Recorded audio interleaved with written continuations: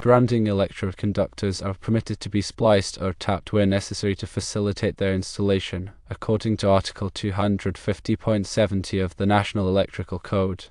This includes the ground wire going from the service panel to the ground rod.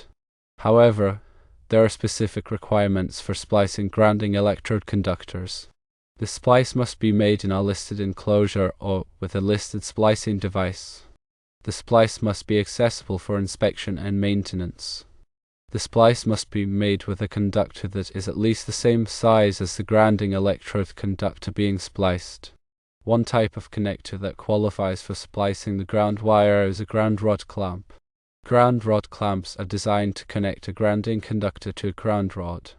They are typically made of copper or copper alloy and have a bolt or set screw to secure the conductor in place.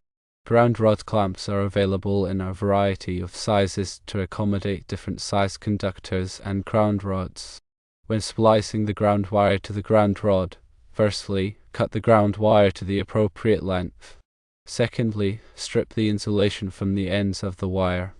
Thirdly, insert the ends of the wire into the ground rod clamp.